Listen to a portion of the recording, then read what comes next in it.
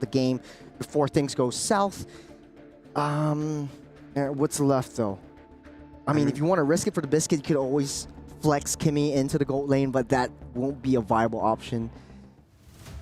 Hold on, maybe Rising Rage picks up the... All right, we're going in game. We're going to see what it is anyways. Let's jump into game number 1. EECA, Rising Rage. They will be the Eastern Shin, that's what I'm saying. Against FUT from Turkey A. Let's jump into the game. Okay, let's see what we got right. We got the CC up against Phoveus. We got the Farsa getting picked up right there and then. We got a Gata Gacha as well for FUT Esports. YSS is on the other team. YSS is on the other team. Let's see how things play out. We got Asuna trying into the mid side. A little bit of damage already. Nora Asuna with the 1v1, 2v2. But Every continues to outpush the damage. Rising Rage up against FUT. First minute in. I think we got to slow down. I think we got to calm down because we're seeing the draft for the first time, ladies and gentlemen. Is that a Tigreal? That is a Tigreal. Okay. Okay, let's see how this thing plays out. We have lost so much time for that. Zendaya taking a lot of damage, though. I think she will be safe for now. As Asuna getting the Tigreal up, I think what they want to play is around the Xayman Force. Mako goes in with the Xayman Force and tries to disrupt any of these team fights, but I don't think we'll see the value of Tigreal until the really late game when Mako actually comes into the team fights. I mean, overall, Rising Rage, it's an aggressive composition. You have a Hayabusa who wants to jump in, wants to find flanks, wants to find angles. You have the Kimmy who's going to output damage. And then you have Carry to melt as well. It's aggressive. It's what we want to see on the side of FUT Esports, though. 3 greedy heroes. Asuna getting stunned up, push back. A lot of damage onto Asuna. Asuna might not be able to get away from this one. Zendaya takes the kill. Nora able to just get away. Rising Rage falling back. Good aggression from FUT Esports, and this is what you want to see with an aggressive team, especially from Maria with the Eastern Shin. You want to be able to get that early game snowball and turn that snowball into an avalanche. First turtle game getting spawned up. FUT Esports in a better position contest for this one. They don't have Asuna in question. Ooh. Maria taking a little bit too much damage though, but they are still safe and sound. Yeah, turtle up. Unohana able to get the Infernal Pursuit. Nora as well pushing him back. Feathered Airstrike comes down as Unohana keeps Rising Rage at bay, but maybe too deep. Ooh. Finally drops, gets the kill actually. Every falls, and Unohana finally pays the price, but that's a good trade in the book of FUT Esports. Good is an understatement. They took out 2 members of one member of Rising Rage as well as the Turtle to their names. So this is pretty much a good trade. Unohana actually committing highly with that Phoveus. The issue with the Phoveus in the late game especially is that you have to deal with the carry. So if you're in the face of a huge skirmish or a huge team fight, that's when things will definitely go south. But FUT Esports getting the best start that they can have as Rising Rage still needs to wait until that late game. Bondi really needs that the Trinity build to come online, especially since you're dealing up against 2 really tanky boys. Don't really have a lot of vengeance, so right now the Revitalize will come in handy dandy in the early game. You know, just to point something out, there was no veil. Oh, there was no veil. It was all a veil over our eyes. Not letting us see the Farsa. We just got bamboozled. We got bamboozled, we got tricked, we got... You know, yeah. Yep. The other words, don't have my thesaurus on me right now. But I will say this, FUT Esports starting things off fast, but Rising Rage not falling behind in terms of gold, not falling behind in terms of map presence. They are all over the place. I got a feeling we're in for an aggressive, fast-paced game.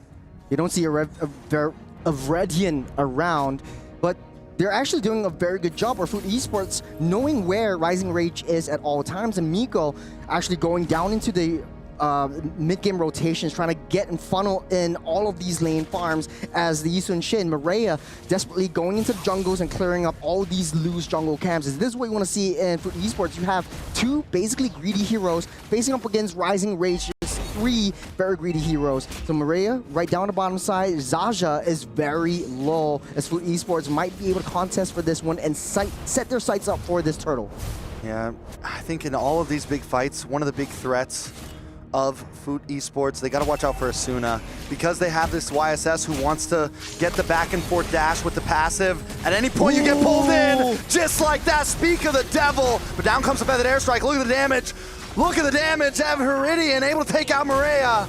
It's 1-1 right now. Unohana gets the kill. Unohana once again pushes forward Zendaya, looking for the shot, doesn't have the wing by wings to chase her down.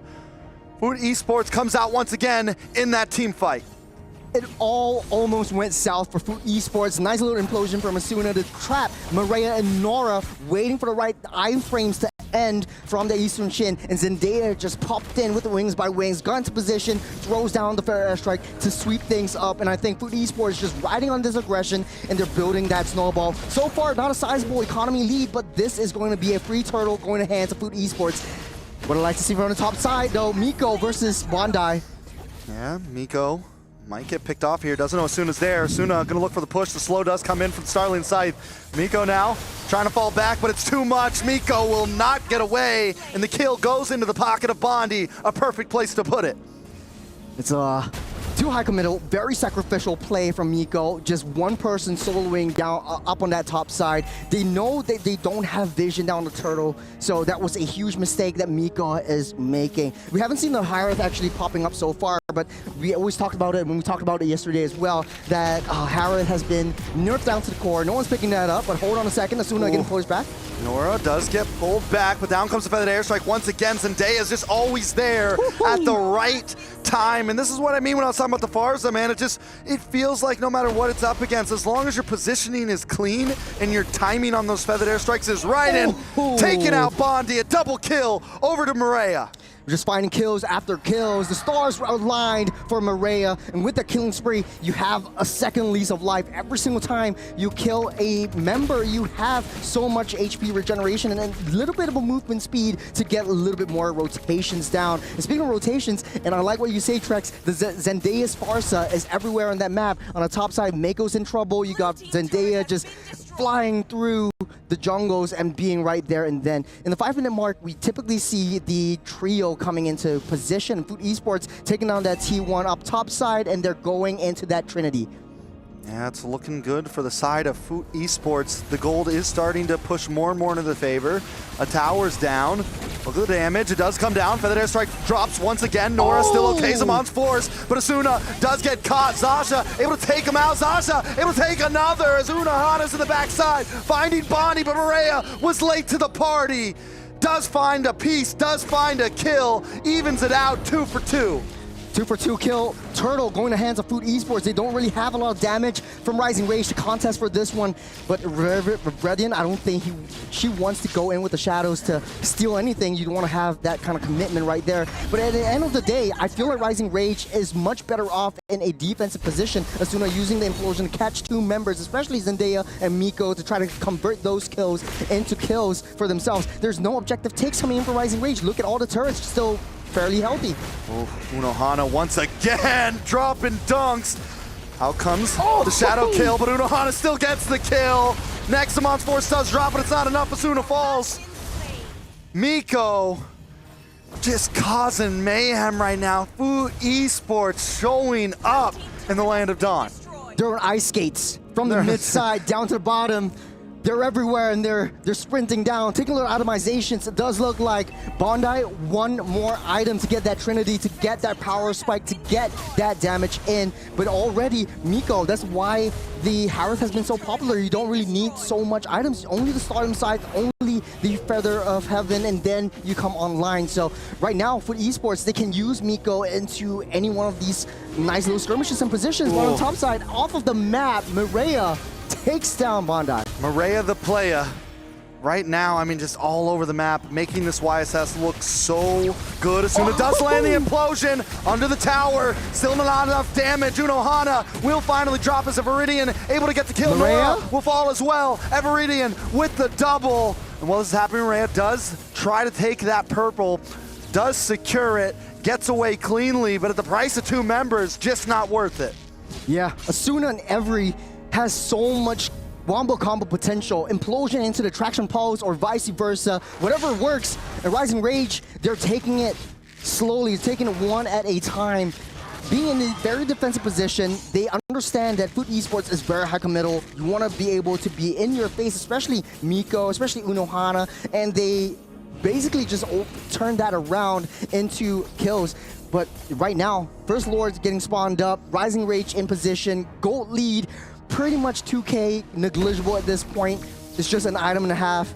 FUT Esports, the play is coming imminent.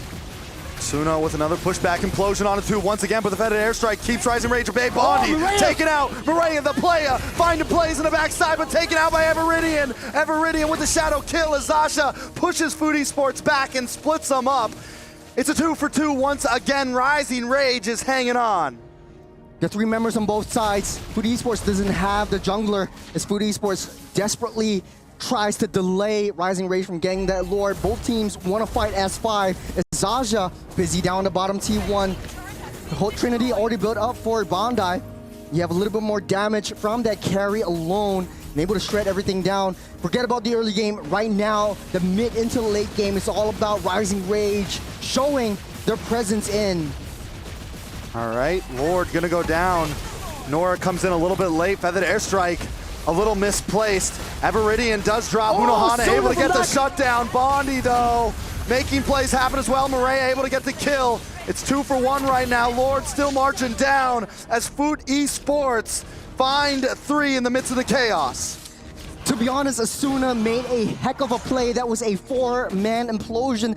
But at the end of the day, Avery couldn't even get close. Everidian was already down. Bondi couldn't get close enough. She was able, she was down before she could dish that much damage. Zasha unable to follow up against the Tigro as well. Take a little replay. Look at where Asuna is, just prancing in. Nora starting things off as well. She's just walking into the fray, trying to stop that Predator airstrike, but it was a too soon, too late. It was 3-man implosion, and Bondi just slow hitting from that back.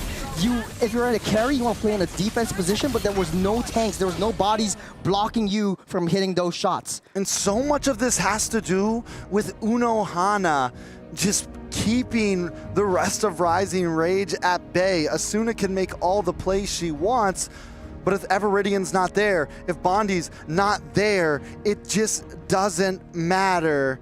FUT Esports seems to continuously at least win out on some of these team fights, but still look at the map. It's blue. Rising Rage still controlling a lot of this game.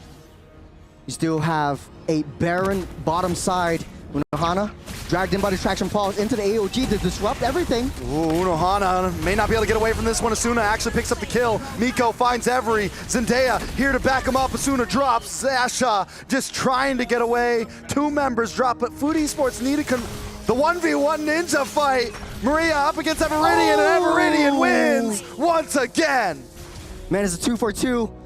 I don't think the Yusun Shin is able to take the Hayabusa on a 1v1 for now, but FUT Esports is just a brawl fight at this match. Every single kill they take is 17-12. I think this is the highest that we've seen all of today. But at the end of the day, 50 seconds till Lord spawns up. That's a major objective that FUT Esports and Rising Rage needs to contest for. And I think at this point, both teams, Economy, even Stevens, they're able to fight and dance around this Lord. Right now, does look like Bondi is actually coming into position, does have the damage to take everyone down, just needs to be protected. So, like I said, Trex, in a defensive position, if Bondi is unable to get touched by Unohana, I think they have a better shot. But here's the thing, right? When I was looking at Rising Rage draft, that's one of the problems that I'm seeing is, yes, you have this carry who can do so much, but your only real blocker for your marksman is Asuna, right? And even Asuna wants to kind of dive. So what keeps on happening is Maria just waits for that and targets down onto Bondi. Or Unohana just waits for that and targets down onto Bondi. So Rising Rage, the way they enter these fights, positioning is going to be key. I think how they could play it is Every just staying back, holding back around Bondi, but you also want to be in a close enough position to land your traction pulse. You're starting things off with the Lord Dance, and I think FUT Esports has a huge value into this Farsa. Well, hold on a second, Everidian taking a little bit too much damage right there. Look at Zendaya, look at Zendaya. Oh, Miko finds one. FUT Esports now with no retribution on the field for Rising Rage should be able to do this, should be able to take this. Miko finds another on the backside. Bondi taken out, a triple for Miko, looking for the 4th. Immortality does pop. Asuna gonna come back up. The Maniac. All you gotta do is find one more, but they're gonna hold back and go for the Lord. Everything went south when Everidian took a little bit too much damage, shadow dashed into the mix, and Miko just immediately pulverized this Hayabusa. They can just cycle it though. They have the manpower. 5 men versus 1. It's 4 seconds till Everidian comes online. They're able to take this turret down, and also Lord marching down the bottom side. They might be able to finish it before that at this point. Minions coming down the mid. They do decide to back off. There's a tier 2 on the top that they got to clear. Miko's there, getting the Lord's work done right now. FUT Esports, did we expect the game to be like this? We're at 33 kills total, a bloodbath. Miko almost got taken out by a Viridian, so good find right there. But able to get a little bit of a reset before the Lord actually crashes down. FUT Esports desperately needs this Lord to break down that T3 bottom side. So opening up all that jungle, it just puts Rising Rage in a very defensive position. But still, silver lining though, Asuna has a high ground potential in that implosion. Ooh. Zendaya? There's just so much damage on the side of FUT Esports. AOG does pop. Zasha just trying to get away. Nora though, might fall. Murray able to get a kill for himself. Zendaya on the run, but Zasha gets stopped and Bondi finds Maria off the map. Miko though still getting involved, does drop the force, but it's a little too far away. Every now responding, Nuno Hana drops, Bondi with the double. 4 members down on the side of FUT Esports, and once again, the map is reset. Big turnaround from Rising Rage. Everything just went south when the AOG landed, but the taunt back and push back by Asuna into the turrets just shut FUT Esports down. They're strong as 5, but when you layer in 1 by 1, it doesn't really hurt us that much for Rising Rage. And the fact of the matter is, like I said, you have high ground defense coming in from the ECA. So if you get a little bit too close, if you're a little bit too high committal, Asuna will take you down. Let's take a look at a replay to see how things went down. Get AOG down on the Winter Crown. Asuna just pushed Nora back. And when you don't have that tank, you don't really have a lot of shields to deal that much damage. Maria goes down. I mean, it's just, this was, maybe they went a little too deep here. They could have waited. They could have kept it chill. But overall, I mean, it's those small mistakes, and that's what we're seeing so much from both sides here. These big team fights happen, and one of them just goes a little too far. A huge hefty brawl, but at the end of the day, Zendaya is still 3-0-10. This woman is still unstoppable, and Rising Rage has to find an entrance over to the Farsa, shut her down. And once Farsa's out of the picture, it might be more of a better advantage in the objective fights, but it's easier said than done. The onus goes down to a Viridian. If he's able to find a flank, if he's able to maintain the side lane pressure, this is how you're able to take Zendaya down, but you're just so protected by 3 beefy boys. Oh my god, what is that damage from Every. Uno Hana is not going to be able to just burst in anymore. Zendaya does drop the feathered airstrike, but they're going to have to give up this mid-tier 3. Rising Rage, once again making the map blue. Lord is up, and this is Lord number 3. Starting things off, Maria trying to find an entrance in. The Lord gets a reset. Every goes down, Maria able to get the kill. Miko does drop Jamon's force. Zasha is unfazed by it. Asuna does get the pin. Everiddian able to take out Maria. Now there's no retribution from side of FUT Esports. Double kill for Everiddian. But members are dropping on both sides. Everiddian just trying to hang out, and Uno Hana takes him out. And now it's a red streak on for both sides. FUT Esports stand tall on top of this Lord. All it takes is one here. Zendaya gets the final hit. The Lord goes to FUT. It's one after another. Rising Rage just queuing in. Into the Lord pit they go. But the timing isn't right. The Lord already spawned up, marching down the mid side. Zendaya has so much damage potential, and Rising Rage are struggling to take her down. That was a good find by Maria onto Every to start things off, though. Okay, Lord coming down. They don't have enough, like you said, to push down with this. So Rising Rage should be able to shred this. And the map just gets reset once again. We're closing in on this 20-minute mark. Gold at a standstill. At this point, everyone's just about maxed items. Take a look at the gold distribution between both junglers. Maria was ahead a lot, but now it looks like Everiddian is catching up. Slowly but surely, though, I think the play that mattered most is Asuna and Bondi trying to go into the mix, but we can see clearly Zendaya adapting to the situation, holding on to the fair airstrike until Bondi shows herself, and that is the adaptation, the versatility that we want to see in this Farsa. If Every or Bondi ever goes down in this last team fight, this last push, I think FUT Esports might have a better shot. Rising Rage is able to find their way into Zendaya. That's going to be a long death timer that she's going to claw her way up from that grave. They're starting things off with the Zaman Force as well, but they touch and they go. All right, let's take it from here. I mean, FUT Esports at this point, yeah, just play it slow. You don't need to rush it. You have the Farza. You have someone that can just kind of stiff arm if they try to dive in. They have a composition that can deal with Rising Rage diving to them. What it can't deal with is them getting too split up at this point, because Every and Bondi can both shred. And if one of them, if Unohana goes too deep, he's gone. If Maria goes too deep, she's gone. It's a problem, and FUT Esports needs to understand that. I know it's a risky situation, but if Ridden is able to go to the side lanes and try to get that push, you split FUT Esports up in part, I think this might be a good shot for Rising Rage. But at the end of the day, though, I think for Maria, you do have that vision play and vision control over the entire game, so it doesn't really matter for them. Just waiting out for the next Lord, and we're back to square one. But Trex, this is a 50-50. It's been 20 minutes or so.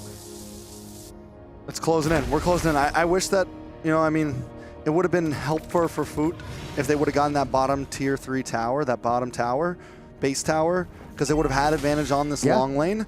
Now, with it up, minions still the same strength. Rising Rage playing more of a much wider map, but are they going to pay the price for that? Because FUT Esports is blitzing this Lord. Every showing up a little late. Everidian as well, going to get zoned away from Unohana, and Lord goes to the side of FUT Esports, and look at this in the backside. Asuna gets the stun. Every starts busting shots. Maria, though, able to take him out. The double kill from Maria. Members are dropping. Miko drops him on Force and finds another. Everidian all alone against 4. Looking for the getaway, looking for the outplay, just looking to try to get out of hell right now. FUT Esports, all they got to do is close it in. What a play for FUT Esports, and they take another kill off their name. There's 4 members down for Rising Rage. Lord also marching in the mid side. They might be able to do it here, Trex. This should be it. FUT Esports, after 21 minutes, find game number 1. Game numero uno. From the draft to here, we thought that Veil was going to be in, but the Farsa showed so much promise. Even in the last second when the Farsa was taken out, FUT Esports, they overturned that situation. I didn't know what that thought process was when the Tigre came up. It might have been better if we had the sequence of drafts. But then again, that was well-played execution from FUT Esports right from the start. And we wanted a brawl match. They got a brawl match. Yeah, I mean, they were going blow for blow for blow. And a lot of times when it comes down to those types of matches where it's just throwing punches at each other's faces, seeing where everything falls, the grittier team can win out, right? It's not always about the draft. It's just about, and I feel like FUT Esports, they took a lot of those fights together as a unit.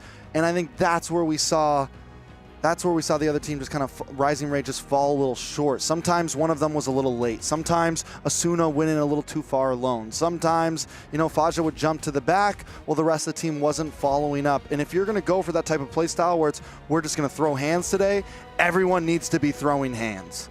I also want to point out that for Rising Rage, though, every time they secure a kill, they didn't convert it into major objectives. But hey, that's just my opinion. Let's take a look at, or let's hear from Leo. What's your opinion on all of this?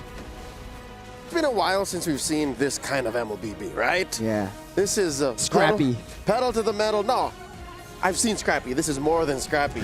This is pedal to the metal, you know, down on the ground, just, you want to roll, sir? And it's been 15 minutes, like, we're still rolling. How long did this thing last? About 20-something? 24? 24 minutes. 24, 25. 24 minutes, 25. Of non-stop action. All right, an MMA round is 3 minutes. A championship MMA round is 5 minutes. This was something else. This was something that happened in a back alley. This was underground. This was backyard wrestling. And it's so refreshing. I'll tell you now, I wouldn't have it any other way. But there was something you both mentioned that really made it count despite all of this trading, whether it be beneficial, whether it be planned, that made the difference for me. The fact that, I don't know if it was Chura who said it, I don't know if it was Tre who said it, but they just have so much damage. FUT Esports, who said that? I don't know. Everyone had a lot of damage. Everyone had a lot of damage by the end of that game. Both teams were just aggressive, like, yeah. Okay, to be fair, I think it was just easier for FUT to put the damage out there, right? Yeah. And the fact that Every was not protecting herself as well as Zendaya was. Yeah, Zendaya, y'all. Zendaya was just, woo. Nobody could talk. Why? Because she's the greatest showman. Because she's MJ. She's MJ. Yeah, no. So that's what made the difference to me. It's like if everyone is scrappy except for one, the team who has the least scrappy person, the team that has the one member who knows how to conserve herself, will come out on top. And that's what happened here. Again, I don't know if they planned for this kind of MLBB to be played here, because again, the shortest route to victory is a straight line.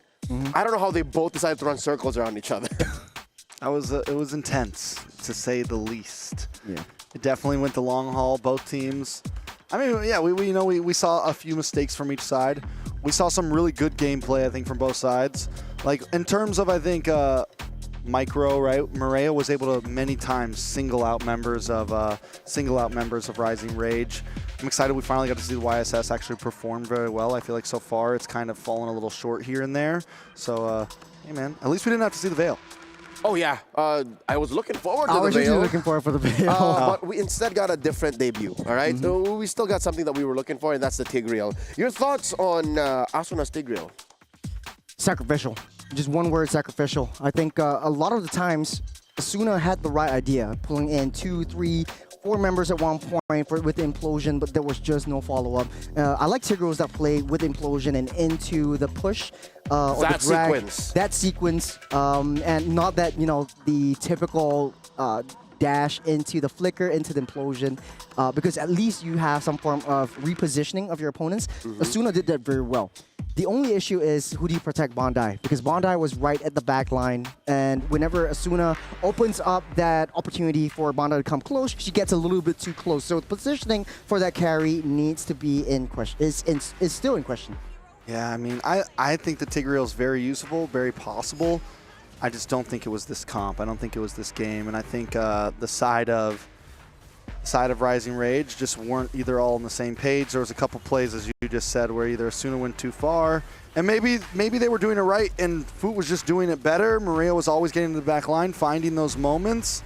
But yeah, I mean, because there were some great implosions. Problem was Bondi was late to that party. The moment Bondi runs up right there, as we saw it, immediately taken out. So there's something that's got to be worked out here. I know what it is.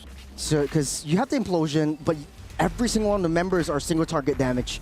You got CC single target, you got Hayabusa single target. You might argue Shadow Kills split damage, but it's not so much. Carry. You got the carry single target damage. It's not enough AoE damage to follow up around the Tigreal. The only one that matters is the Kimi, but I saw at the end of the day, the Kimi is not enough to take down the tanky boys. Like, you want to deal with the Phobias and the Gato in the backside, and target prioritization. They needed a Farza. And the team that had the far side, the team that had more AoE, was the one that got there. And I think, again, that's the main difference. Now you put it better into words. The fact that FUT Esports had the AoE, FUT was much easier, had a much easier time dishing out the damage that they had, made all the difference. So that now that puts Rising Rage on the back foot, one game away from losing this series in a sweep. Something's got to change. Number one, I think the draft. We always say that, but folks, it's just true every single time. Maybe the Tigreal was right. What would you have changed if the Tigreal stayed? Because I think, I agree, Asuna really tried. Asuna was a significant part of every major team fight. It's just they couldn't take advantage of the setup that she provided. I think they shouldn't have. I think first picking the Kimi when the Farza's still out there, maybe a little bit greedy, maybe a little bit shouldn't have gone that path. I think they could have played with a different mage. They could have ran something a little bit different. But overall, either way, even that game, they were close to winning that game a few times. FUT made some mistakes. Do I think the draft could have been better? Yes. Do I think some of the gameplay could have been a little bit better? Yes. Whoa.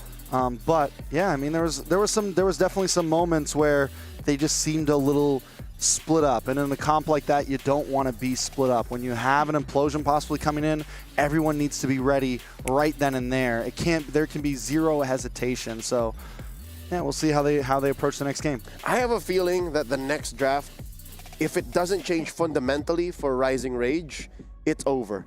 I think To be honest, though, I say me and Trex just missed the entire sequence of the draft, so we might see There like was maybe, no sequence. There was no sequence, sequence. so there wasn't a lot of information for us to go on to this. I mean, so. the We couldn't put players a definitely pin know. on what the priorities were. Yeah, because it could be like, okay, maybe the second pick wasn't the Veil. It could have been the Farsa. It could have been the Eastern Shin. So it denied their triple marksman, I don't know, plan. So we don't or know if idea. that's the So we don't case. know if that's the case. So we can only hypothesize, and we hypothesize quite a bit and within that region. And the Farsa getting picked up for FUT Esports was actually the nail in the coffin for if it was picked up in the first phase. Yep. Because then the Kimi doesn't have a lot of like zonal potential, and you want to throw Tigro into that mix. Very high committal hero. You want to throw yourself, throw your body in order to get a nice implosion, and there was just no follow-up. But yeah, to sum it all up, there's not a lot of information without the sequence. Yeah, in any case, the denial might have been the decision. The fact that they did not get the Kimi in case they were going for triple marksman benefited them in the end. So with that said, I would also have liked to hypothesize, right? Because that alone makes half the game. That alone might have been what changed the outcome here, because I'll agree with y'all, gentlemen.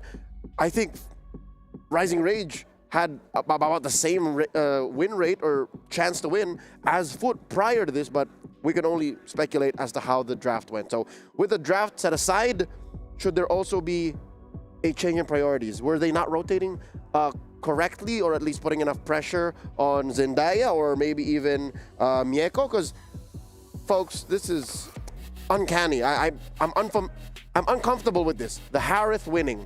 You're not supposed to win with the Harith in this current metagame, but if you do, then that means something went very wrong for your opponents, or you did something extremely well, very extraordinarily with that Harith. Did they not put enough pressure on that white little baby boy? I mean, we saw Maria White-haired going up to the gold lane a few times and Little baby getting boy. some ganks early on. We saw the way that FUT rotated early game and looking for those off lanes, which immediately gave Miko a slight advantage and was able to scale a bit. Yeah, the Harith hasn't been doing great. Miko made that Harith look great, though. And Miko wasn't super aggressive on it either. Was more of willing to wait, let you come to Miko, and then Miko drops his Zaman's force and just, you know, dash around. It wasn't like the typical dive Harith that you see sometimes, where like you drop the Zaman's force, jump in the middle of all of them, and boom, boom, boom. Miko was much more passive with it, and it worked out. And she's the single Purify holder out of all of FUT. So like she wants that implosion to come. Put it here so we can play after it. So maybe there was enough pressure, and I think it was just a matter of timing then. Because again, this was a 24-minute game. At some point, even if you did put enough pressure on Miko, and assuming she had a worse KDA for that, Rising Rage, they just didn't end fast enough. A lot of fights happened closer to their side of the map, so they weren't even controlling it that well. Looking at the lineup again, considering they may have also struggled with map control, given that there's a Yi Shin on the other side, and of course the massive artillery mage that is the Farsa. Could that be a game changer? What if some way, somehow, if Yi Shin ends up on one side, like for FUT, should they prioritize Zetian? Is it a check for every to have a Zetian? From what I remember from the draft, Zetian was banned out in the first One of phase. the few and that's why that when part we saw, that part we saw. All right. Zetian got banned out, and then ECA picked up the Kimi first pick, That's and I right. was immediately like, I'm not crazy about Kimi up front when there's still a Farza on the field. I feel like the range is a big deal. I feel like Farza, like in my opinion, I think she's probably, I put her as my #1 mage right now in my #1 mid lane. I think she's prio over some of the others, but I mean, again, that's all debatable. But definitely range, and we've continued to see that range be a problem. To be honest, though, in my opinion, there is a certain way to deal with the assassins in the jungle. Yeah. We've seen that in the first game, Virtus.pro up against, sorry, not Virtus.pro, GG up against Navi MY. Correct. Very aggressive, go head on, go mano a mano into the jungle, try to disrupt all these team fights, and leave you farmless. The fact of the matter is, Rising Rage was unable to do that, or they didn't have that courage or that confidence to be able to execute that as well. Bear in mind, they have the CC. And when you have the CC, or even a Khalid, or the Hilda, is more notorious for sitting in your jungle and getting their aggression going and trying to stop the snowball from happening, especially from the assassin. Yeah, maybe it was more of a lack of pressure on Mireia. I agree. The few times that we actually saw Mireia in threat of dying was when Iridian tried to kill her. Yeah, but that's not the best way to use a Hayabusa. You want to send the Hayabusa over to kill Zendaya. You want to kill Mieko. But alas, here we see this shinobi chasing this Korean legend. He's not a ninja, by the way. Like, as cool as that is, like, it's not even anime. It's like, what is the... Like manhwa? That's manhwa is like... So what is Korean anime still called anime? Regardless. Manhwa? No, that's manga? what he said. It's not really manga. No, that's Japanese. That's Japanese, but... Whatever it is. I mean, a manga fight is an anime fight. Same thing. True, it's just slower. And you need to read. But regardless, I think the pressure was lacking on Mieko. Or rather, no, on Mireia. So if they put more pressure on Mireia, maybe even in the draft, we see this change. Maybe the tides turn for Rising Rage, and maybe we finally, somehow make it to Game 3, but that still comes down to how the draft is attacked. I mean, with the way the last game went, I think it's very possible we could see a Game 3. Yeah. I think at this point, regardless of what the draft is like. It's very possible. It's exciting. It's crazy. They're throwing punches. I think Game 2 could even be even more of a slugfest. Elbows, knees, shins, knives. Whoa! You know, they threw out the ticker in the previous game. Right now, I'm excited to see what else they have up their sleeves. What if? Again, we did mention this earlier. A possibility just to really change the tempo and give FUT Esports a quick gut check to see if they're ready to respond. What if Asuna picks up a support, an Enchantress support, like a healer, Because, again, it's clear that the Turkish ladies and the ECA reps here, they love to fight. So what if you pick a hero that's like just says, all right, keep fighting, we're going to keep going. I know you just want to tease the Rafaela. Just someone pick up the Rafaela right now. Rafaela, we haven't seen the Rafaela in action. Angela, like these make for such close fights. I mean, when I saw the Kimmy earlier, that's where I thought they were heading. I thought I was heading to something more sustainable. You get your damaging mid lane, you pick up a marksman after that, and you just run Ube, right? But then the Hayabusa's a little bit too much. You guys talked about the triple marksman. The YSS, it works with the double marksman because he doesn't get too far away, right? Like, he still has to stay close. It's not like a Hayabusa that's completely leaving your team behind, right? And I think that's where the draft starts to get now it's a little too much. You're too split up. You're too all over the place. But let's jump into the draft. Too much of anything is a bad thing. Let's see if Rising Rage can even the odds and take us to Game 3. It's Trex and Churros running you through match point with FUT on the play. Going into match numero duo, is that a right word? Dos. Starting things off, FUT Esports banning out the Freya 1-1 Phovius. We've actually gone a long way through. It's already second phase of the draft. They actually banned out the Suyo as well. On the other side, Rising Rage taking out the Hayabusa to Tian, Jusin, and Baxia. What's on the board right now? The Uranus, Kimmy, Granger, as well as the CC, Farsa, and the Gato for Rising Rage. Yisun Shin still on the table. FUT Esports really teasing the Yisun Shin coming into the question as well. And I think for this gameplay, nothing really changed too much. Actually, they're swapping their mid lanes. So at the end of the day, I think for both of these mid laners, pretty head-to-head matchup in the lane-to-lanes. But the rotations definitely will come through for Rising Rage. But hey, what do you think? All right, while Trex is gathering himself, I'd like to say, come on, fool, why you gotta ban my Suyo? We've been alluding to said hero for a while, and I think they read into it. And having seen Rising Rage play, isn't Suyo the perfect hero for this very scrappy team? It's just like, all right, I'm in, I'm out. I can sustain a bit with the Sever hold. Come on, you're breaking my heart, you're breaking my heart. Rising Rage, they got red 4 here. They still do not have a jungler and a gold laner. Irithel is still left open, yeah? I want to see Irithel, I want to see Moskov, I want to see cross-map plays, but Irithel will be going into their hands. Pretty good at this prediction thing. Maybe I should be a caster. Oh, please. Okay, FUT. Again, here's another change. The Fredrin will come out. Mireia showing us more layers, depth to her hero pool. She picks up the Fredrin, and I'm so thankful that it wasn't the Uranus in the jungle. And then they cap it off with a Kalia. How is it that Kalia is now being seen in the second phase like this. This is injustice for this little mermaid girl. I think it's very consequential because you want to go in, try to pick off someone, and I think it makes it easier for the Kalea to disrupt the Farsa, but I think FUT Esports just trying to suss out that they want to go for a wild card or a sort of a random pick. Okay, that random pick is not as random because it definitely is going to be the jungler, and here we are, the second time we're seeing Exborg Jungle. Exborg Jungle for the day, currently winless. Trex, what do you think? I mean, against the Fredrin, it's definitely possible. There's something there overall. It's not as bad as it looked earlier that we saw it. I think it's something that maybe could work here. They do have burst damage, a lot of burst damage behind it. Not only burst damage, you have true damage to break down the shields from the Uranus as well as the Fredrin. You're always in the front lines trying to soak up as much as you can. Definitely will be a difficult...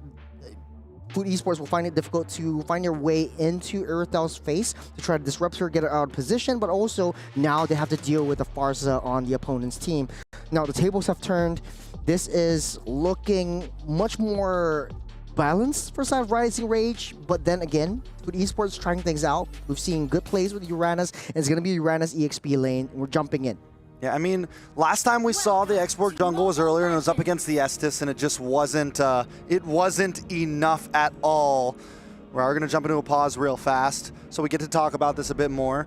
I think this time it could be a bit more feasible. In the past, during the Fredrin meta, essentially, we saw traces of Exborg here and there because of that true damage, right? Because of the ability. You add that up with the CC as well, War Axe, things like that. It can definitely become a problem. They have the damage behind it, but taking a look over at FUT, it's a great draft as well in my eyes. You have some power picks, right? You have the Kalea, you have the Uranus that we were just talking about so much earlier. That is a nuisance overall. And then you have things to back it up like the Granger.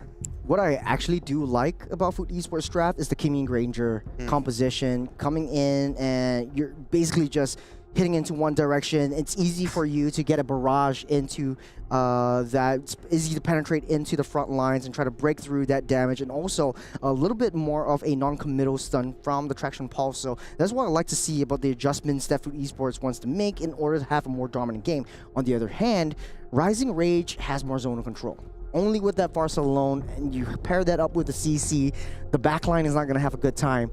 But in order for FUT Esports to play their cards right, what I think should happen is that the Kimmy and the Granger would need to be sort of like pseudo frontline, if you know what I mean.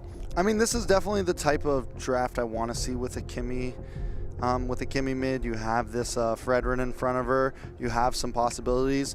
The Farsa is definitely scary, mainly just for the range, and the only long-range hero on the side of FUT is the Granger, and that's really just the Destinata, and even with the last nerf on him, that range has been shortened, so it's a little hard to try to close that distance. But I think what they need to do, they got to use that Kalea, right? If the Kalea, and not be kind of straightforward as it, but also be able to pull some sneaky plays off, be able to pull some ambushes off, be able to catch that Farsa off guard, because if you don't, then it's going to continuously be a problem, because their composition wants to kind of huddle together a bit. Their composition wants to just engage you, and that is one of the hardest things to do against a Farsa.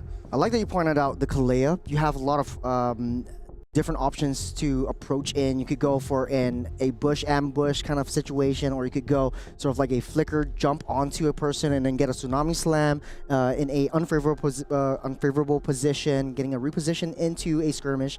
But also, typically pick up the Kalea just to counteract how the Gacha Gacha wants to play. When you have a tsunami slam, Gacha Gacha comes in, tries to disrupt using the AOG.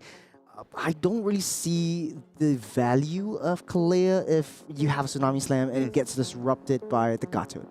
Yeah, it could definitely be a problem. I mean, there's a lot of answers, I feel like, on both sides, right? I think we're in for a much more possibly methodical game this time than last time. It might not be as much of a bloodbath. I mean, it could still happen. They could both still go and just start swinging hands, but I feel like both teams can take this at a different approach.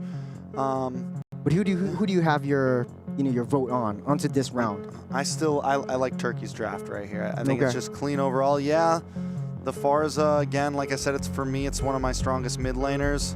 it can really just make a difference for some reason. The damage is just crazy. The early game rotations with the wings by wings are crazy. And even though she's a sitting duck with the ultimate, you have the wings by wings to get away, which makes her not as much of a sitting duck as a lot of, you know, stable ult mid laners. So it's tough. It's a tough call on both sides, but here I still like FUT. I mean, I still like FUT. Honestly though, Rising Rage, I like that their composition is much easier to execute, but then looking at game number 1, it's an all-out brawl. We might expect an all-out brawl again. Now that Farsar is in their possession, it might be much easier for them to take the objectives and get the Lords into their hands and try to push it through. But then, that being said, they still need to have that confidence to play the cross-map plays or the side lane plays. That was what was missing in the first game. We always see Rising Rage going for kills, going for trades, but it's not exactly a trade. You leave the side lanes wide open. Typically, you pick up a Hayabusa, you want to be able to push in the side waves, try to get at least a T1 or T2. They attempted to do that, but Maria was always there. Now, the turns have tabled because Maria is on a stocky boy. He's a little bit slower on movement speed, a little bit slower on rotations. How do you think it's going to pan out? I mean, I think in terms of rotation, I think in early game, ECA may have a little bit of an advantage in terms of rotation, just like getting around the map, maybe looking for some early pickoffs. The thing is last game they weren't able to do that. If they can do that this game, maybe slow down the Granger, do things like that, get themselves ahead, they could looking for a good example. But the problem is with the Fredrin, right around third turtle, even second, but third turtle, first Lord, he becomes a problem. The damage is there, and then he's also tanky. I think what's going to be big for the side of ECA is trying to find a way to get to the backline. But now that they have the X-Borg, they don't have a way in, right? Really, so they just really at this point have to go for more of this stiff arm strategy of kiting, getting them down as low health as possible, and then going for the kill. Do you have to agree with you? There's a lot of ways that EC can play this around, and I see your perspective on FUT Esports, and yeah, I think we're going to set things up into motion. There's a little bit of a technical difficulty, so we're going to be jumping into a little break, so we'll be back with more MLBB action coming back at you. See you soon.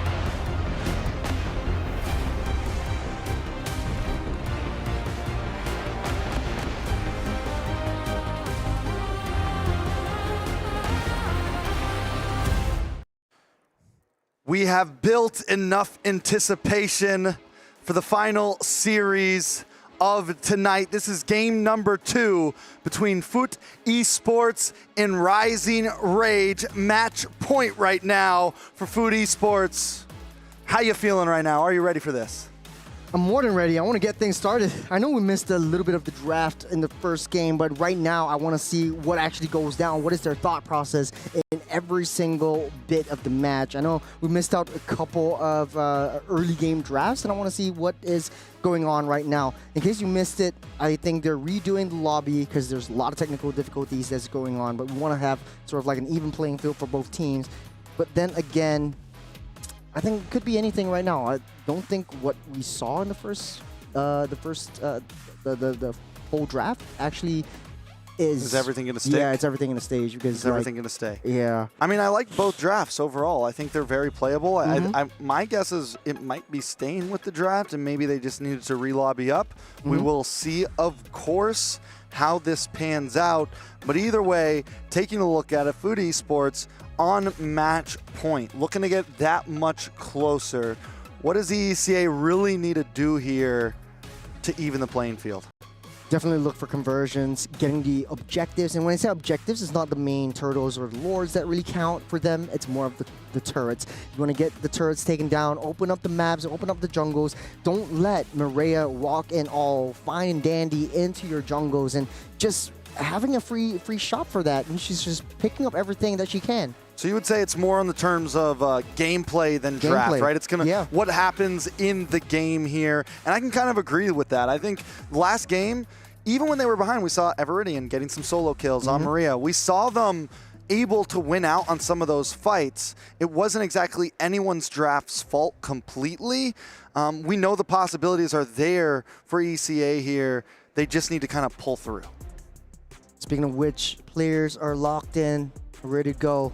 Sorting a few things up. It looks like they're still in the draft. They're trying to redraft everything, and hopefully we get that draft getting pulled up once again. But hopefully, like you said, Trex, everything will stay the same. We would see, if I'm not wrong, correct me if I'm mistaken, you got the Fredrin and the X-Borg in the jungle for both sides. It's a trade for trade. Kimmy right now in the hands of FUT Esports, and Farsa going in the hands of Rising Rage at this point. Yeah, I mean, on paper, that matchup right there is kind of weird because in terms of skills, we do see the X-Borg meltdown, but it looks like we're going for a whole new draft here. So we are going to be picking things up. Freya banned once again from the side of FUT Esports. Definitely something they don't want to see, and they're going to first pick that Uranus right away. I think nothing's going to change. Farsa and the Gato are going to be there. Okay, so it's same draft? Everything same draft. So it's going to be the Granger and the Kimmy getting picked up. So we're speeding things up right a little bit more. So then, yeah, we can just talk to what I was saying. Pretty much the X-Borg, it's passive, like the way it does true damage works well against the Fredrin. But the thing about the Fredrin, because of that dash, he can quickly close a distance. And what X-Borg doesn't want is someone to stun him up for even a second, because that's when the damage comes in. Fragga armor's gone, and now he's useless. He can't pop his ult. He can't survive much longer. It's a problem. So a lot of this, as you said, comes down to execution, Rising Rage. Can they keep that distance? And I think so much of this match is going to be kiting for Rising Rage with the CC, with the Farsa. Put out the stiff arm and make sure they don't tackle you. That's the plan right now for Rising Rage. Even with the Aerithel, another great kiter. Their whole composition relies around them keeping a distance and getting as much damage down as possible. It's also sort of like a pummel through ballistics missile kind of draft where you start things off with either AOG or the curtain call from the CC, and then X-Borg drives in with the last insanity, buying some time, and then Aerithel comes in with a heavy crossbow, cleans up shop. I think that would be the best case scenario, especially since you have a zonal potential and that range from the Farsa alone. For the side of FUT Esports though, the best way they can play it is just do cross map plays. Just do like proxying that wave, trying to pull everyone's attention away from team fights and onto the Uranus themselves, and then try to redictate the position of all these skirmishes. Yeah, for sure. Now we're finally going to be having the chance to jump into this game. The draft is exactly as we saw. Like I said, the anticipation is rising. I'm ready to see it go. Last time we had a really fun match. But let's jump into the land of Dawn. FUT Esports sit at match point. Can Rising Rage even the playing field? Jumping right in, first thing I'm actually looking at is Xborg versus Fredrin. Who jungles much faster, and it seems off the bat, the leash coming in from that Kimmy alone would be able to get Fredrin that fast rotation down to the EXP side as early as possible. We're looking at a mirror-to-mirror matchup, starting on the same side of the map. In the mid side though, Zendaya getting a little bit aggressive, and that's how you want to play it around a Kimmy. But I think, okay, it's the same. I was mistaken. So Zendaya is still played the Farsa in the previous one, right now Kimmy. Yeah, and I mean, taking a look at the emblems for Everidian, pretty much full damage, no defense capabilities there, nothing to kind of maybe give yourself a little more health. They're going pretty all in. I'm excited to see exactly what he builds here. Most likely, obviously, going to pick a little bit of defense. Bondi, though, and Miko going for the 1v1 already in the top side. Miko doesn't have that level 4 just yet, but still, the aggression is already there. Speaking of aggression, you see Nora giving intel duty, the reconnaissance duty over for FUT Esports. They know where Everidian is. They know how they want to play this, and Maria just walking fine and dandy into the jungles, though. All right, Nora looking for the Tsunami Slam. Doesn't have level 4 just yet, so can't pull it off. I'm forgetting that we're not even at level 4 yet, and they're already trading blows. I'm like ready to call the ultimate in, and it's just not possible because we're 1 minute and 40 seconds in. To be honest though, wasting all these crucial resources, the flicker's gone just for the lizard on that bottom side. Hey man, I need that lizard. I need that lizard. You Floridians and your reptiles. Yeah, that's how it is, man. Every minion counts. Listen, everything on the map is a neutral objective between these two teams. Hey, you can keep your lizard suit because right now I want that turtle stew. And FUT Esports starting things up with that turtle. Doesn't look like Rising Rage wants to contest for this one. Everidian's showing up, does have level 4. Watch for the last Insanity coming to the last minute. Every in the backside. Maria still able to get it. The knockup happens. Asuna now in a little bit of trouble. Everidian as well. Unahana. Down comes the Appraisal Wrath. And 2 members are deleted. Zasha might just be next. Yes, a triple kill for a Fredrin. We're 2.5 minutes in. That's what I'm saying. That's what I'm talking about. Nora buying FUT Esports sometime, and that one lizard caused Every to not be level 4 for that turtle fight, and FUT Esports, they're drinking turtle stew for dinner. They threw in a couple members of Rising Rage in the stew as well, stirred it around, took a bite. All right, gold lead, looking at almost 2,000. Unahana all alone right now, should be able to get away from this. One feathered airstrike does finally connect, but Unahana's still safe, and this is why Uranus might just be at the top of the pecking order. I'm not surprised. This is what to expect when you're playing a Uranus. Very annoying, always proxying that wave, and Rising Rage needs to pull members in towards Uranus, and it doesn't seem like you can take that down. Your Unohana already up to full health. Yeah, I mean, it's a problem. You know, Sadafa said that he hates Estes. I think Uranus needs to be on that list, because that right there is a hero that nobody can deal with. And I mean, yeah, we're just back to the eternal struggle here in the EXP lane. Turtle is going to be up in about 37 seconds. The damage from Uranus is also starting to show that adjustment that they had in the previous patch was actually starting to hurt. 30 seconds until the turtle spawns up once again, taking a little itemizations. It does look like Mieko has that Hunter Strike ready. The damage will come through. 1 level ahead of Bondi as well. And it seems like Rising Rage, even though they're 1 kill behind, hold on a second right here. Oh, Suna does get stunned up, immobilized. Tsunami Slam does happen. Feathered Airstrike dropping down. Everridian just trying to get away, but there's no getting away from Maria today. Unahana now also just rage baiting him at this point. Come on in, please. Give us a try. We were so stunned up and shocked by the damage that the Feathered Airstrike can deal in the previous game, but right now, it deals nothing at all. They're just walking in. Hit me, I'm right here. There's a huge red mark and they don't care. And Unohana from the bottom side of the map, they're in every single one of the team fights. This is the momentum that FUT Esports wants to build, and it kind of seems like, man, the early game is sealed. Okay, so where do they go from here? Everridian, and this is what I meant, right? Everridian wants to be able to kite, but when you're a jungler, you also kind of want to get a bit close at times. And it's just, he's having trouble, man. She's having trouble. Xborg is not performing right now. 0-2-1. And I think if they lose this one, I think at that point we know maybe the Xborg jungle just isn't it. A nice AOG in the backside though. Look at the top. Miko does go down. Asuna able to get the kill. That's huge for Rising Rage. Maria does pop in Appraisal's Wrath just to try to escape, but Rising Rage is chasing him down. Unohana, Nora getting caught out, stunned up, shot out to infinity and beyond. It's 2 members down for the side of FUT Esports. And right now, Unohana trying desperately to save that T1 down the mid side. They eventually can, as Everiridian, they take what they can to get out of the way. From a 4K gold deficit right now, pretty much even Stevens, 1K gold lead for FUT Esports, and they're ramping up their aggression themselves as Rising Rage. Their rage definitely rising for now. I think the play that Everiridian can do in this point is really hold back. I think play towards that late game, try to get the immortality. Skypiercer already built up for Mako as well, so looking for a lot more kills down on this last turtle fight. I gotta say, Zasha has been doing a great job as well on the CC, has been being a pain as well to the side of FUT Esports, doing the same thing that you would do on Uranus, just getting in the enemy's face, harassing, being an annoyance. 4 seconds till the turtle spawns up. Does look like they want to find someone first. Nice Tsunami Slam. Feathered Airstrike does come down though. Every just trying to help defend. Maria has to run away. Everiridian low. Everiridian gone. Zendaya gets the kill. Back in the mid side, a lot of damage on to Nora. Nora used the flicker just to dash back. In comes Zendaya to help out Every, repositioning with the wings by wings, looking for the stun onto Unohana. Unohana might just be too late, but wait, that's a Uranus. Nothing to worry about. No struggles here. He's still 1v3, She's still going. This is what you want to expect. This is what you want to play around as a Uranus. And Unohana hit it right on the head.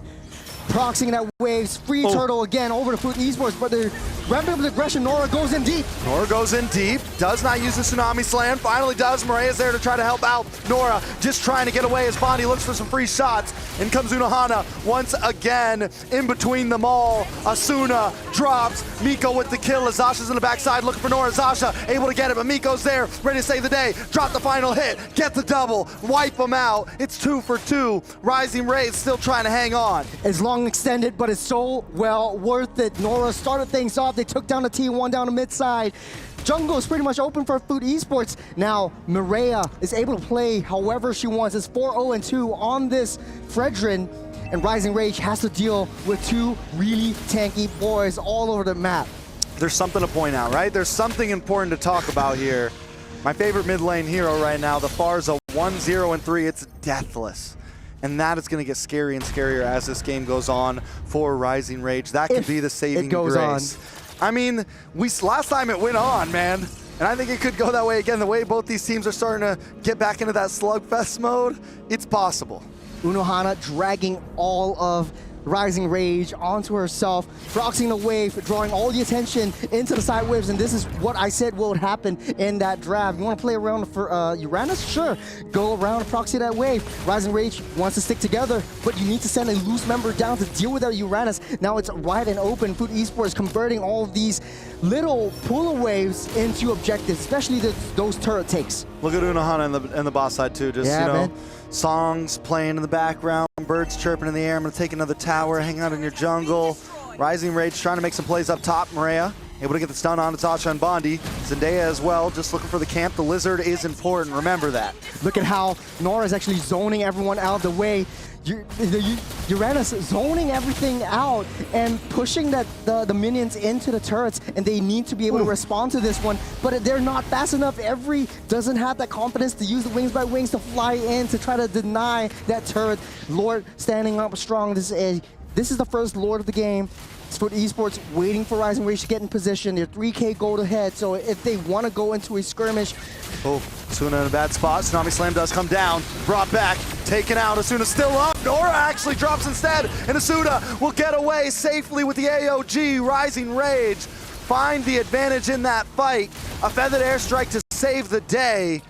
Nora and Mireia gone, no retribution for the side of FUT Esports. Rising Rage can try to push this. They read that so well. Mako in the spot of bother able to dash out of the way, but Rising Rage, they saw that opportunity. Unohana right from that flag. My God! Oh, it's Bondi. How does they do it? Just once again, it's one hero against the world. Put a Kimmy behind him, and they're invincible. Zendaya still dashing, weaving, bombing away. Is still alive, able to sustain all the way up through. That's Zendaya? Again, with the dash through. Can he get the outplay? No, finally taken out. Every gets the slam, gets the kill, but Uno Hana's still there. The Lord spawning out right now. Maria starting things up, but the damage from Rising Rage, they unleashed everything onto these two tanks, and Uno Hana, this is her playground. They bought enough time, squeezed every bit of juice out of that one. Wait till Maria get back on the field and get the Lord of the Tsunami Slam on Asuna. Connects onto the AOG. Can Asuna do it? No, not today. Miko with the killing spree as Uno Hana just zones away the team. A worthy sacrifice. Uno Hana regenerating everything back up. She does not have the sprint as of now, but it does not really matter as FUT Esports just taking full control of this game. It's looking hella blue at this point, Trex. It's not a sacrifice if you never die. Uno Hana 1-0-8. Man, talk about your Farsa. Still 2-0-5, but it doesn't really matter. For the airstrike does nothing. It's just stacks on stacks on stacks. And right now, Uno Hana is everywhere on that map. Rising Rage needs to find a way to be able to handle this Uranus, but this annoyance is too much to handle. Okay, let's take a breath. Let's slow it down a bit. Okay. What's the big problem for Rising Rage here? Lack of crowd control. There's no way to stop Uno Hana, right? So what's the answer? They're not even trying to. They're not even trying to stop Uno Hana. They're just letting Uno Hana do her thing. It's true. I mean, that's because there's just zero crowd control at this point. So I think the only thing, they got to wipe out everybody else first and then get to Uno Hana at the end. Even then, they might not be able to take him out. One thing I noticed is Nora and Uno Hana, the interactions from the Kaleas healing even more up for that Uranus. They're starting things strong, but things can go south really fast. Fraction Pulse will land. Nora jumps in. Every drops a feathered airstrike once again just to clear the waves. Zasha does luck on Nora here, but Miko's lock targets Nora just able to get away as Uno Hana continues to hold the front line. Rising Rage still stuck inside of their base. A little bit of a defensive play for Rising Rage. A successful defense. They just need to keep this up for another 70 seconds as Uno Hana constantly hammering down to half, and up to Every full. gone. Miko able to get the kill. Maria now looking for more. Uno Hana in the backside. Just destroying them one skill at a time, taking shots of the tower to the face. He finally falls. It's a shutdown for Everidian, who we all saw the tower do the dirty work. And it doesn't matter because FUT Esports still closing in another Tsunami Slam as Asuna's gone, and it's nothing but Zasha to defend. No Mako, no problems. Zendaya is wearing up her shoes, pulling up her socks, locking in and taking everyone down. You line up in a line is where you will go down. And FUT Esports just total domination in this game. 4,000 gold lead, but there is no way that Rising Rage is able to handle this Uranus. Taking a little atomizations, doesn't really matter as much, but you have the Radiant Armor coming in from Everidian. But even with the Radiant Armor, you're not able to sponge up enough damage from the Kimmy herself. And this is really in a dire moment as the Lord getting spawned up in 5 seconds. FUT Esports in a much better position to zone everyone out of the way. And look how far Uno Hana is actually rotating up onto that top side as well, starting things off. I mean, that's Uno Hana's objective at this time. And last time we saw some lacks from both teams of overall map control. And this time it seems like both teams, we look at Zasha, we look at Uno Hana, they're both hanging out in the long lane right now. They're both kind of making sure that it doesn't get too pushed, but now Zasha's gonna come back, and that means Rising Rage, if that's the game they're gonna play, they need to make their move now while Uno Hana is away, and down comes a feathered airstrike. Look at the damage, Tsunami Slam though, it's 1-for-1 still. Zasha gone, Maria gone, but it's a retribution for the side of FUT Esports. Does Rising Rage want to try to go for the Lord here? No, Nora gets the knock up as Miko's in the backside, but Miko gets deleted. Bondi finds the kill, but Uno Hana is still here to save the day. She's just... How does he do it? Full How does she of do power, it? coming in strong, soaking every single one of those hits up. And I think they played it as best as they could. With Mireia down, no retribution, at least you want to find some salvation from Rising Rage, deny them from that Lord. But how I think they could play it a little bit better was going onto the long lane, try to get a backdoor play. And that's how FUT Esports is able to play this around, especially with the Uranus around. Yeah, I mean, it's even when Rising Rage kills Miko, kills Mireia. You still have There's Zendaya still to deal with. nothing they can do, man. It just doesn't make sense right now. Unohana is single-handedly carrying this game. Asuna now locked up, can't move, taken out. Unohana takes out Bondi. One by one, the dominoes fall. Talk about a tank. This is a planet you actually have to take down, and she's healing everything back up. A little bit of a taunt right there from FUT Esports as they make quick work of that Lord. They have all 3 lanes in question. Lord will march down mid, and if they can, take down these T3s on both top and bottom sides, and Rising Rage will not be able to have any defense at all. Unohana keeping everyone busy. All right, Rising Rage, once again. Can they defend this? We saw them, they were able to do it last time. Lord's gonna be coming down the mid, no tower to defend. FUT Esports taking a wide objective, making sure they clear all the lanes, syncing them up, and try to get one big push to finish things out. Silver lining, they do have high ground. fiercest airstrike will be able to clear out the lanes. They're starting things off with that Lord. Bottom side already pushing in. They're facing their fire onto the Lord. Big pick, a lot of damage. Zasha already gone.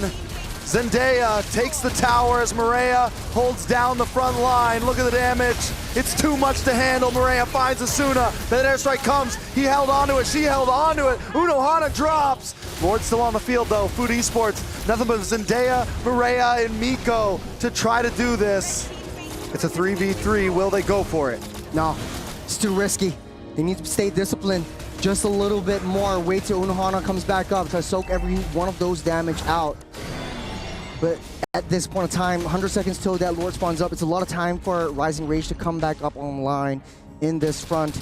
They could have ended it right there and then. One more Lord. One more Lord. One more Lord. We're maybe back two. at it again. Maybe 2. You know the only Lord that matters, right?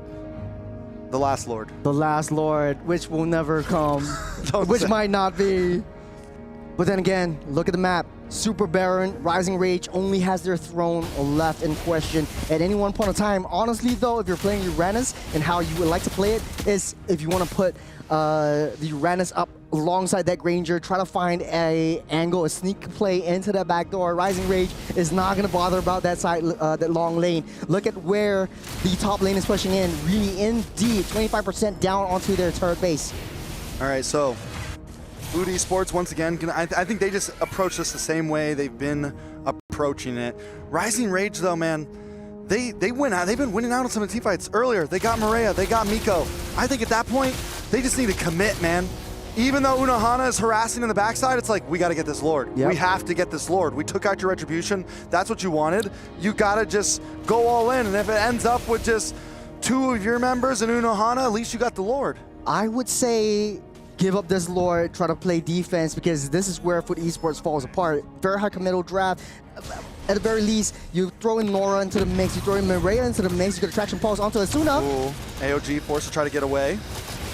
Maria does lock on to Every in trouble, locked up, taken out. This could be the end for Rising Rage.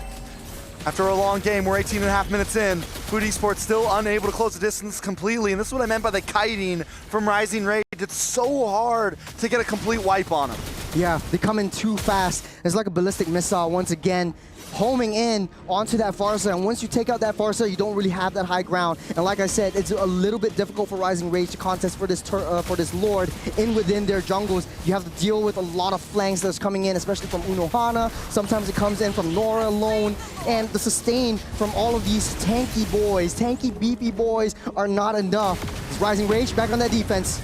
All right, this Lord may just be it finally. Maria does take a lot of damage. Everidian, he's running away. Miko able to get the kill. Another one drops. 2 down for the side of Rising Rage. FUT Esports looking to try to finally close the game. But airstrike comes down.